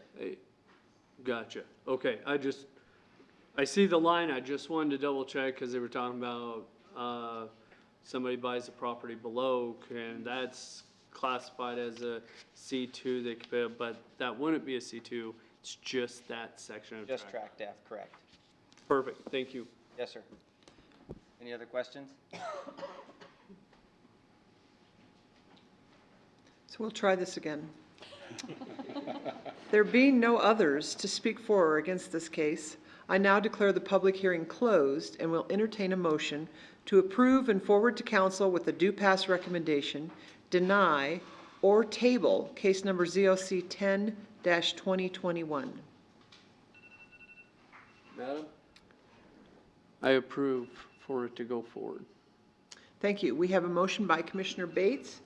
Do I have a second? We have a second by Commissioner Wingerter. Do we have discussion? That was approval? For approval, yes. Do we have, yes, Commissioner Bates? I do regarding some of it that was brought up, and that's why I brought up the track F is not that big of a property. And for it to be whatever it is, but a C2, I don't see an issue with it being a C2. Everybody always brings up the bad, that it could be a bar, or it could be a tattoo parlor, or it could be this, or it could be that. But it also can be something amazing, something that Casper hasn't even seen yet, that will improve and be great for kids or anybody of that aspect. It could be a daycare that parents in that area are desperately needing. So you can look at all the bad, but I look at the positive of what could potentially be there, what something amazing it could be. So I'm for that being changed to that. Bringing up the aspect of about being the street being busier and kids being careful with the kids riding their bikes. How many places, neighborhoods, have kids riding in the street and we don't hear anything bad happening? quite a bit, the amount of neighborhoods we have. And the fact that they were looking at, and somebody correct me if I'm wrong, they were looking at it going from 48 twin homes to 24 residential. Am I right there? So you're actually looking at 48 families, possibly, to only 24. To me, the mathematics shows traffic would be less with less houses and stuff than that there. So again, I sit there and I go, I would have to agree with it, changing it to C3 and C2. And know if this is gonna probably make people mad, please bear with me on this one. But as city council being on it and listening to what city council members have said and what city councils might say if this goes to them, if you didn't want somebody building something there that you did not want, you should have purchased the property. And I don't mean that to be a jerk, but that's what I've heard. I've not said it, but I've heard it several times. That you didn't want something built there, you should have bought the property. And if you couldn't buy the property, somebody did, and they're gonna build on it. So, or you still have an opportunity to buy that property and build nothing on it, if I'm right. Even changing it. So, with all due respect, I understand the family, I understand everything, because I have a family of 5, or I am a family of 5. That lives in PV on Indian Paintbrush, super busy street. My kids were 3 when we moved there. One was 3, one was 5, one was 7. So I understand where everybody's coming from.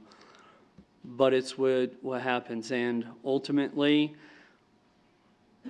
if this brings in more families to Casper, and it brings in people opportunity to open up a business, sorry, I can't say no to families coming in and businesses coming in, so I support it. Thank you. Madam Chair, I just wanted to say, whichever way this turns out tonight, if you don't agree with it, of course, you have the right to go to the city council. They're the ultimate decision makers as far as this goes. So, again, you can go to the city council and Thank you. appeal. There be no further comments. We have a motion on the table in a second, so we can vote on that.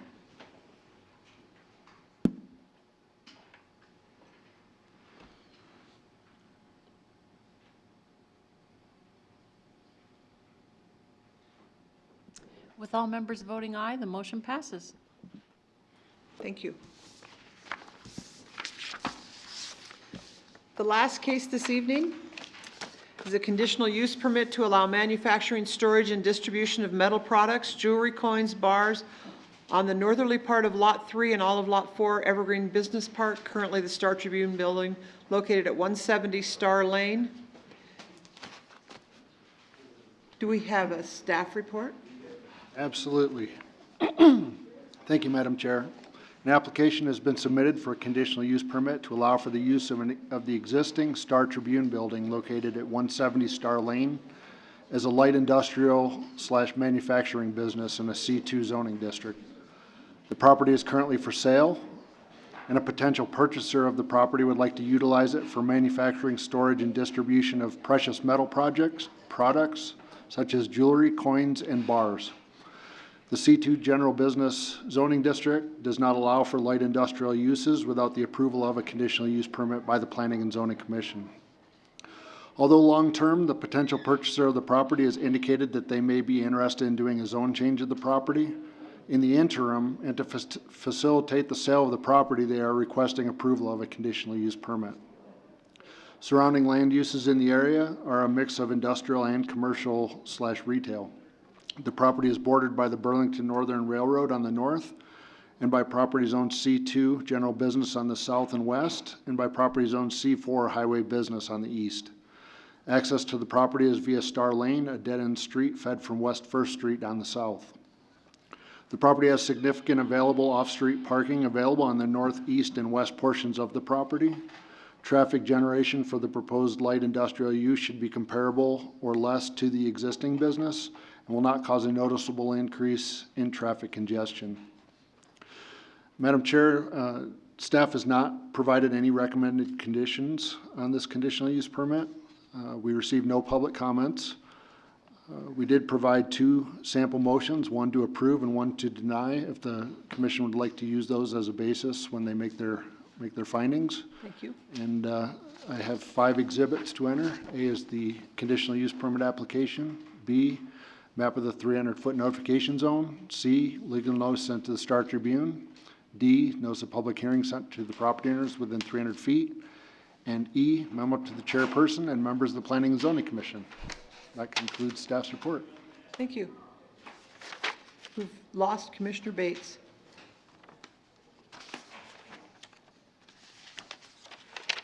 Okay.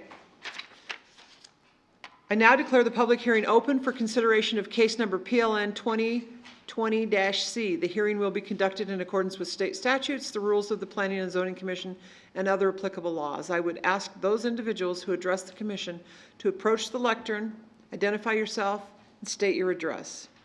Would the person representing case number CUP 20-2021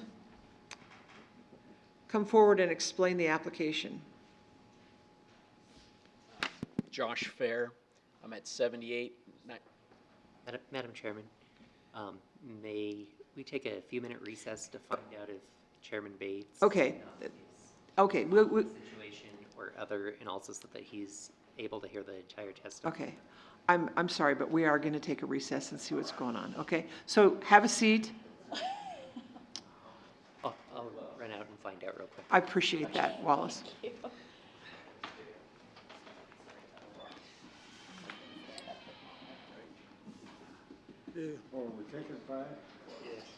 We're taking 5 or Commissioner Bates. So we can go find Commissioner Bates. 10 He was or, here just a moment ago. Yeah. I'm going to try that. That's what I came in. Why don't we take 5 minutes and I'll go get some water? Go get some water. I've been, Was it your, it was the tablet that was making that noise? I was like, is it in a drawer? No, it was the alarm on the car. Yeah.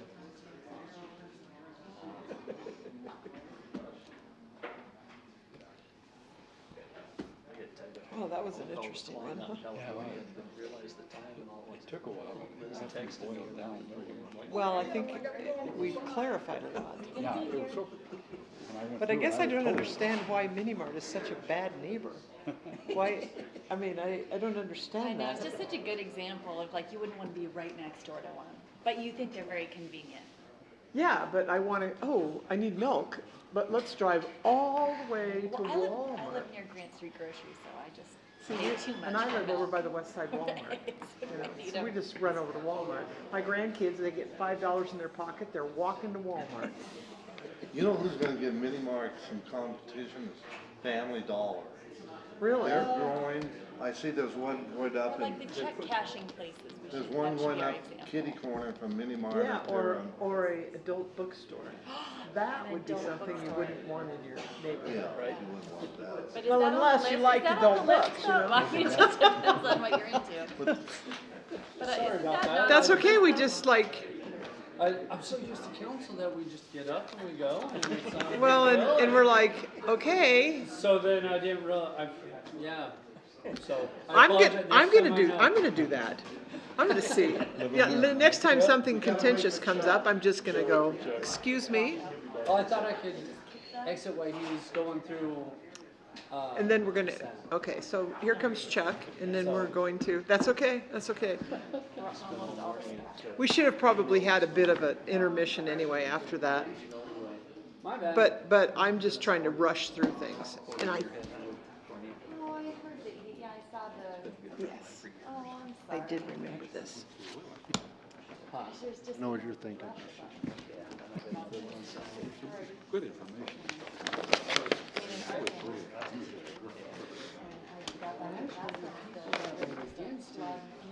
You know you're gonna miss it. I think they kind of were like, You're not gonna laugh at this much when I'm gone. We had that happen. You're not. We, we were up. We should have. you know, Like the old days, huh?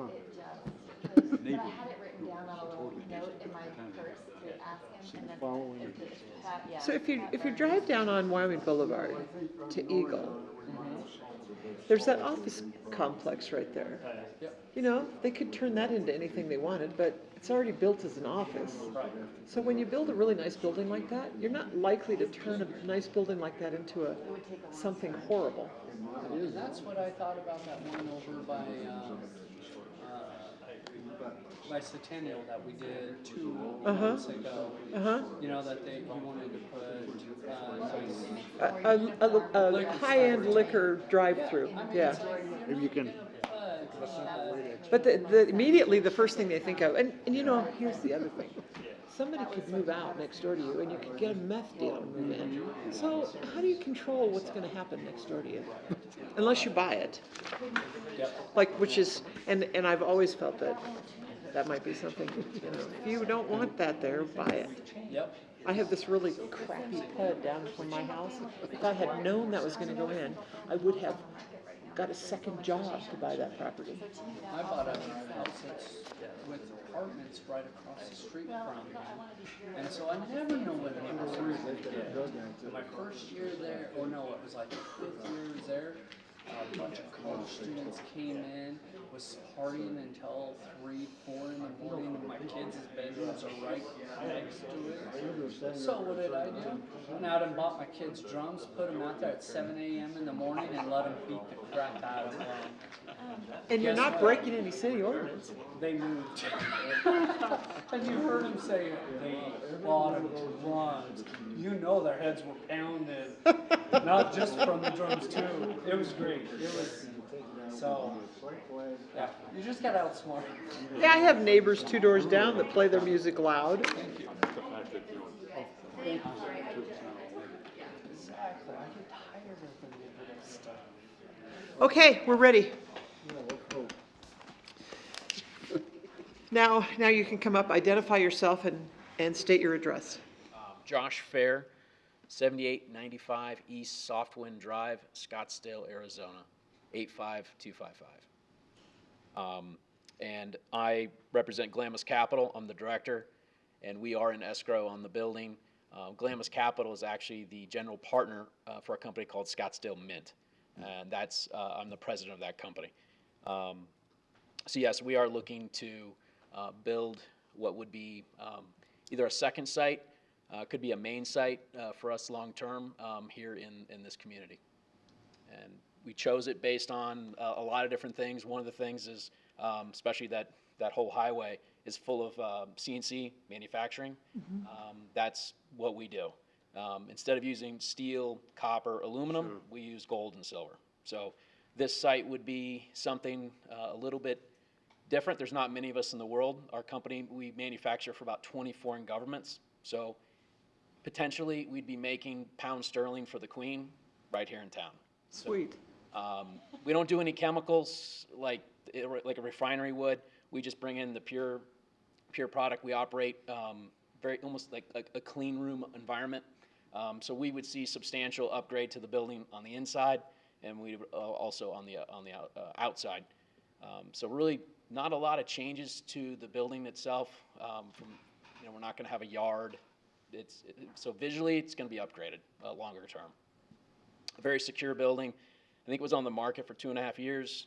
Kind of a tough, all concrete building with not many windows. Perfect for a vault. So this location could potentially one day hold what would be in the billions of dollars of gold and silver. So we keep kind of a low profile.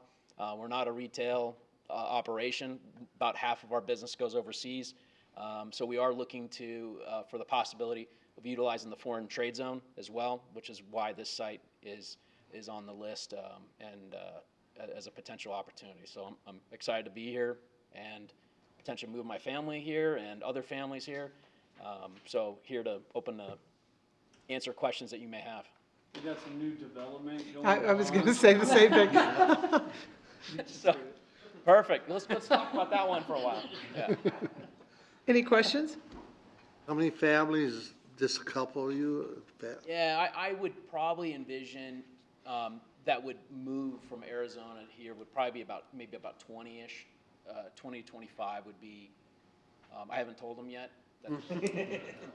So Somewhere around there. most likely, this operation would be probably in the 50-ish employees. Is just I would say like in the short term of what we're kind of looking to do.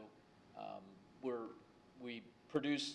going to be producing some jewelry for some of the big brands that you may know of. Not much is made in the U.S. anymore, and we're kind of doing the opposite, and just kind of working with it. I originally came from the mining industry, and Wyoming, while it may not be hard rock mining, is very similar. Obviously, coal, uranium. That's the world. I did corporate risk management for copper, gold, and silver companies for a number of years. Scottsdale Mint we're in our 13th year in business, and we've got a nice reputation, and I think there'd be less traffic coming in. It's pretty much just employees, a lot of UPS, FedEx, post office. We will keep them very, very busy, and then armored vehicles, armored semi-trucks would probably be going on the regular basis between Salt Lake City and here. So other than that, it would be a pretty low-key, kind of quiet. We don't plaster our name all over the place, come and steal it, kind of a yeah, hopefully that sheds a little more color on that. Thank you. Thank you. Yes, Mr. Commissioner Bates. As they're saying, thank you, and really, thank you for looking at Wyoming, Casper, looking at the old Star Tribune. I've worked there, I've seen the building, I've walked through the entire building, and I can see what you're saying, I can vision what you're talking about and how great that building would be for you guys. So truly, thank you for letting Casper be part of your possible home. Yeah, well, thank you. I think that's one of the many reasons that building kind of drew me in. It was the beacon, but regardless if something doesn't go right with the zoning change or whatever, I think this still is. We have a few alternative sites. This one would be easy. It's something we could let's start cleaning that building up right away. So the quicker we can close on that building, we're going to put things into motion, and so we're happy to have chosen Casper as the winner. Nice. Any other questions? You might incentivize your employees by buying them snow blowers when they move to Casper. They probably don't own them in Arizona. Yeah. Thankfully, I've got a lot of hunting fishermen type. Oh, sweet. So it's a nice mission. So they'll be at home. Good, That's good. awesome. Thank you. Is there anyone in the audience wishing to speak in opposition? Well, I guess we have to first start with anyone wishing to speak in favor of. Madam Chair, members of the Commission, Randy Hall, Broker One Real Estate, 550 North Poplar. I'm here on behalf of the co-applicant Lee Publications and the seller of the building. We enthusiastically support Mr. Fair's business coming to Casper, and I believe it'll be a unique and only type of business that we'll have here, and we certainly welcome any number of families that he'll be bringing. So. Any questions? Any questions of me? Just Randy, did the fact that it has a railroad behind it and a spur line, did that help out promoting this business, or? Oh, no. I'm just curious. Unless the rail line goes I think overseas. it's great. We'll see what we can do with it. It doesn't matter either way, I just care. Concrete roof and the goofy, it's a hard building, but for something like for us, it'd be easy for us to customize versus another company that's like, what do we do? It's got no windows. Perfect. So. I think it's great. Thank you. Thank you.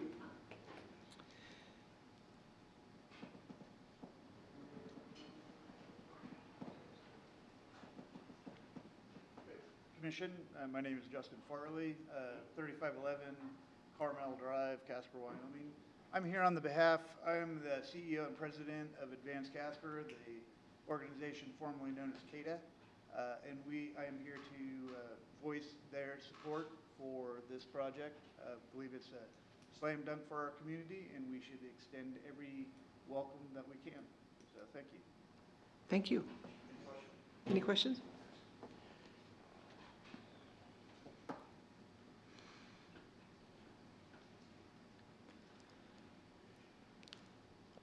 Good evening, Pat Sweeney, 951 North Kimball. And I'm just here to add my personal support, but also as a state legislator in the House, we talk all the time about diversifying our economy and new businesses, and this is so exciting. As far as I'm concerned, a tremendous win, not only for Casper, but for Wyoming. And to actually utilize, and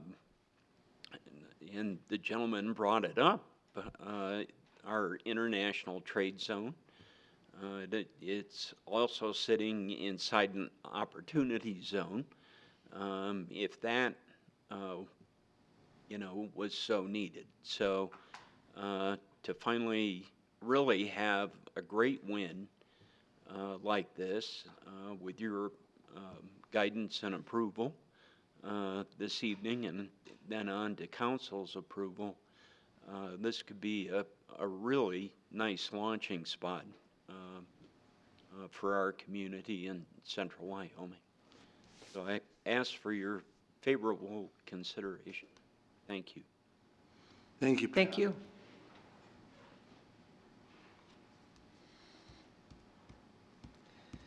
Is there anyone in the audience wishing to speak in opposition to case CUP 20-2021? There being no others to speak for or against this case, I now declare the public hearing closed and entertain a motion to approve, deny, or table case number CUP 20-2021. And let me reiterate that the sample motions are in your packet. If you wish to make a motion, I would suggest that you make the motion as indicated in the sample motion. There's one for approval and one to deny.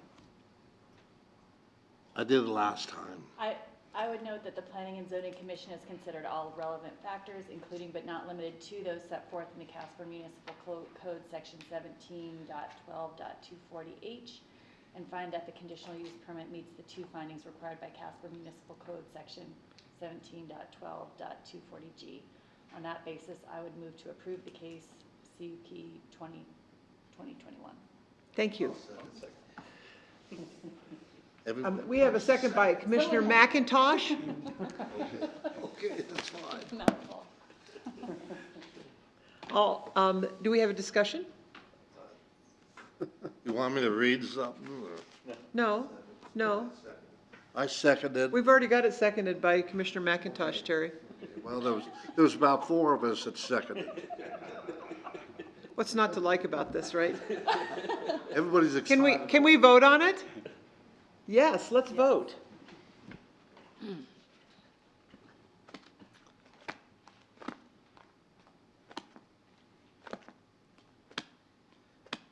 Davis? And if I'm not correct, this does not go to city council. This is a done deal. So With all members, close on that. all members voting aye, the motion passes. Yes.